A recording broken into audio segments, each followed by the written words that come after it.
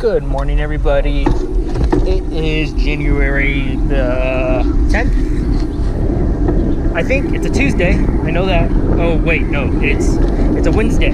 It's about 8:45 a.m. or so here in Carmel, Indiana, and we are just out for a morning ride. Join me in my rattling water bottle.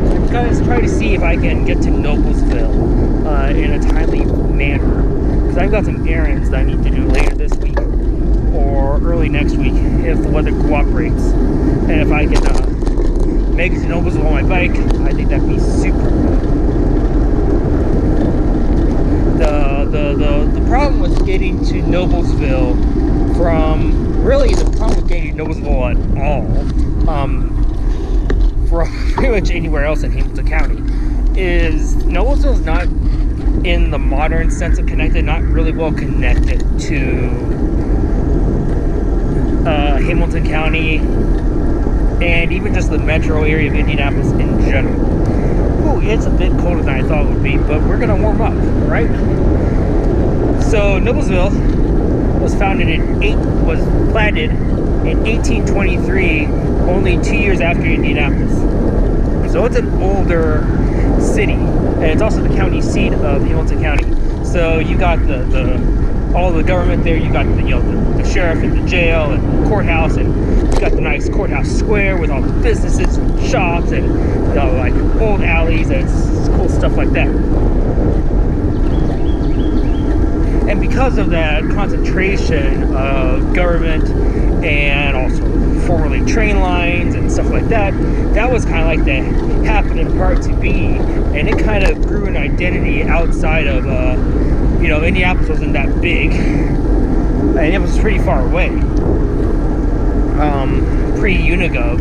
So it's not like Noblesville kind of established its own identity outside of Indianapolis. And then as Indianapolis grew and the suburbs grew,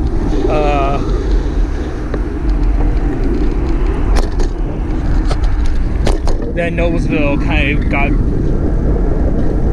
sucked into all that. But in the modern sense of connectivity, Noblesville's not super well connected to the metro area. So like, there is an interstate that goes to Noblesville technically, but only just barely. Like in the southeast corner of Noblesville, near the IU Fishers Saxony Hospital, there is a portion of I-69 that goes into Noblesville's boundaries, but it's just barely. It's like the actual town square. To get to the town square, you have to take like either State IN-37, which is kind of being turned into a limited access highway, or SR-32.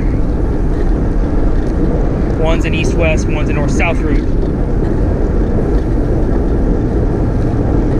And both those right now are kind of like traditional state roads with stoplights and strip malls and stuff like that. And if you're coming from somewhere else in Hamilton County, like say Carmel, there's really no direct way to get to Noblesville.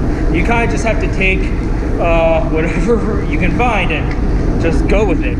And because there's so much going on in the southern third of Hamilton County, you're going to be going through like construction zones and light industry, residential neighborhoods, businesses, and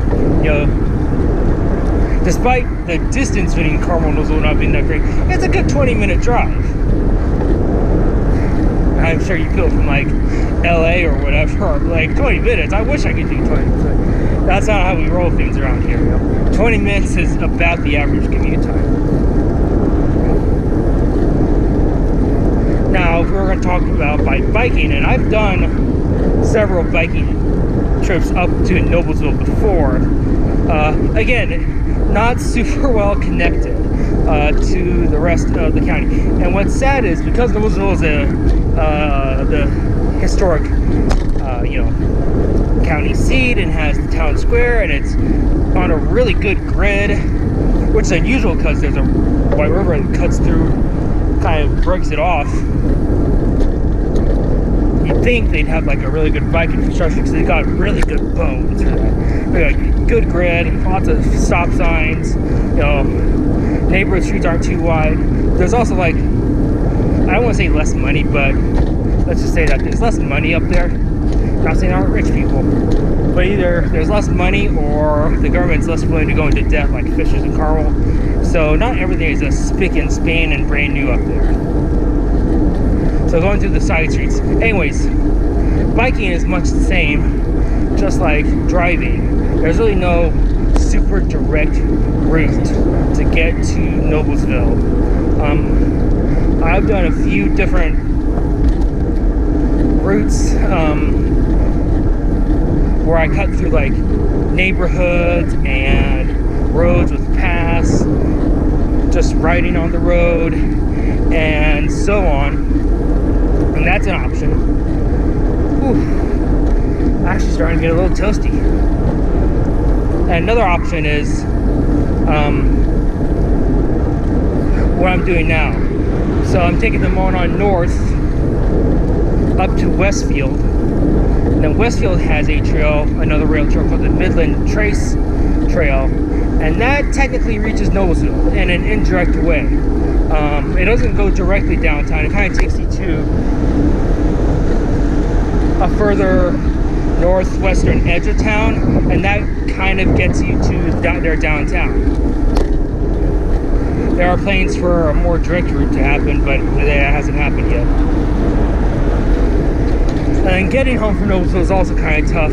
What I've done is hi doggies. I kind of made I've kind of hop skipped around to roads that get me down to Fishers, and then take those past to like 116th or something. Sidewalk ride till 116th in Allisonville where a path starts. Whew. There's some townhomes going over there. Whew. This is my first ride in like at least a week, maybe a bit more. It's been, you know, rainy and cold, like really cold lately, and really rainy.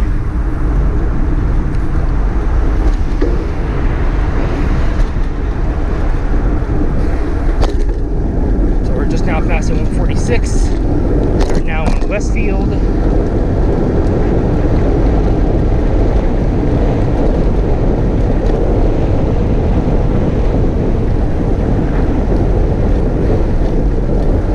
If you take the Midland Trace Trail, it kind of routes you around and will get you to Noblesville eventually, and that's what we're out to do today.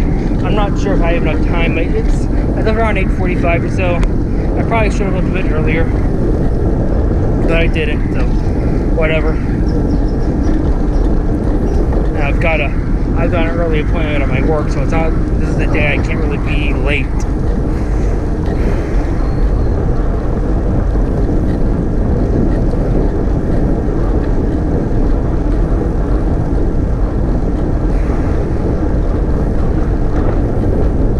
But yeah, join me on this northbound Monon ride.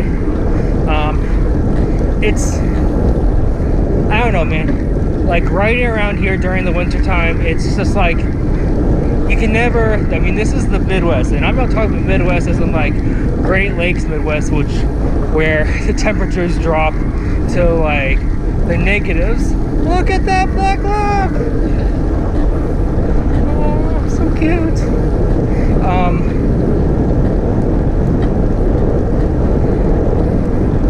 I don't think we've really hit the negatives yet. Like, we've gotten to some single digits Fahrenheit for you Europeans out there. I don't know what that is in Celsius, but you know, when it starts getting to the single, and it's also much the cold that stops me. I mean, the cold can always be mitigated by layering, warming yourself up before you ride and stuff like that. You know, once I get riding, you know, I'll probably just I'm good. It's the mental challenge of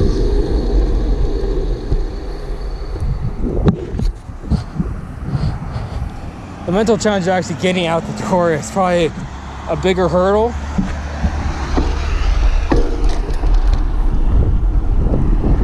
But but when it gets into the single digits and the teens, it's a really convincing argument to just stay home, you know. I don't know how you all feel. I know there's some really hardcore bicyclists. I like these, you know, low 30s, upper 20s, maybe mid 20s. I can kind of hack it. But when it gets into the lower 20s and the teens, that's when I really start questioning, like, do I really want to go out today? Especially for now, today is kind of a cool day in that it's going to stay in the low 30s pretty much throughout the day. What really sucks, especially for my schedule, is because I have to be home for my shift at 11 a.m. Eastern Time, which is God's true time zone, and I have to be at home for that shift to start. So what really sucks is, like, if it's cold as fuck out here when I've got my free time and then it warms up later in the day, it's like, I'm gonna miss a warm day. And I'm like, warm days are 30 something degrees here, this blows. So, and I see Floridians on Reddit being like, this weather is so terrible, I miss the seasons. It's like, fuck you guys. I mean,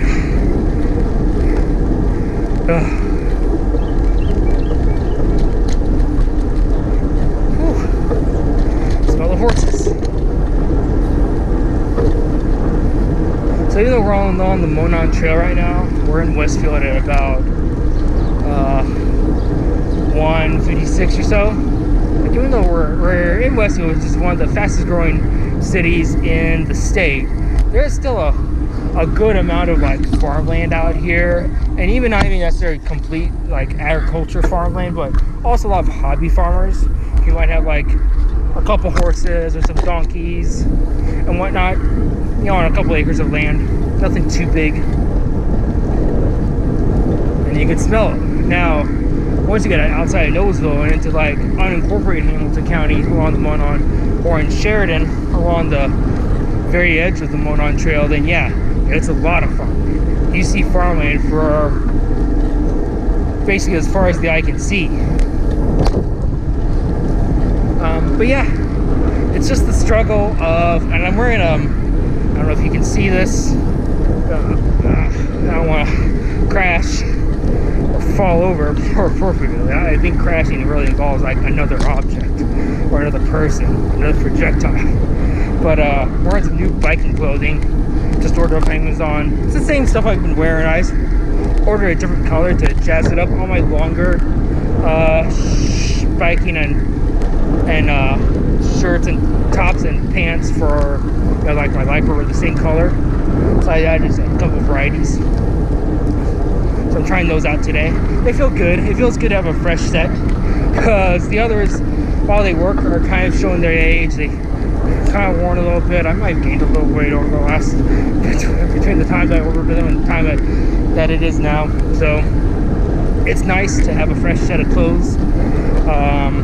But man, the other part that sucks about only having a couple hours in the mornings to ride, and the mornings around here are typically when everything is coldest, is that, you know, it really takes a good hour, maybe two, at least for me, to really warm up and get into a good groove. So by the time I get home today, I'm gonna be like, wow, I feel really good. Maybe I should call off work or something like that. And I really shouldn't do that. I got plans for my PTO this year. I'd rather not get, you know, injured or whatever and have to take unnecessary PTO. You know, I want to use my PTO for, like, actual travel, and not because I fell off my bike or whatever.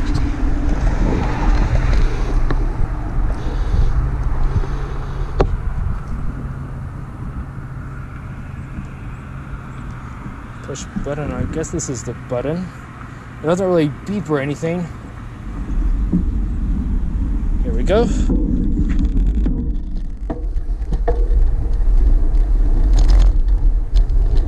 Not too bad. So that was the new stop at 161. It's a really short stop, as in, like, the length of the road is not that wide. But at the same time, you know, US 31 is just to my east. You know, so that's a limited access, recessed highway that goes under where the streets are going. And this 161 can also be a very heavy traffic road for during commuting times. The only thing I don't like about it is like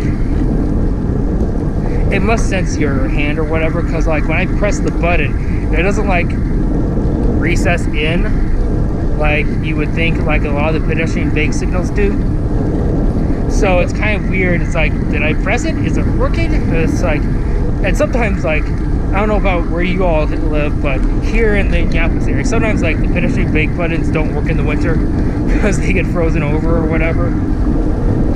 We're just above, you know, we're right around that area where water is freezing.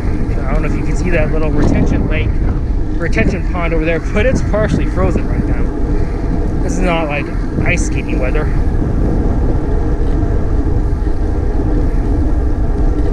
But yeah, that's kind of cool. I forget what they call it. There's some acronym for that crossing that I forget what it's called, but it's like, you know, I'm sure someone got paid a lot of money to go for that cool sounding acronym.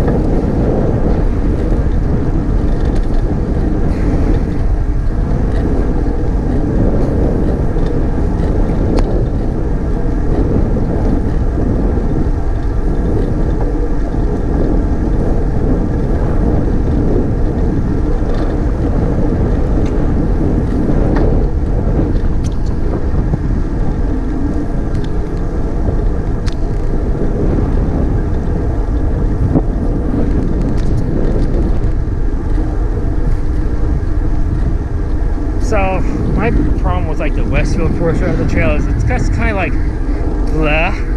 There's not a lot of scenery. You know, like we're going through an office park right now, some light industry and whatnot. You know, like to my right are like broken down RVs. To my left are you know, some U-Haul type shit. So it's not really like very scenic around here. There's some like residential, but unlike closer to the Indianapolis core, where homes are being built right along the Monon and are facing the Monon,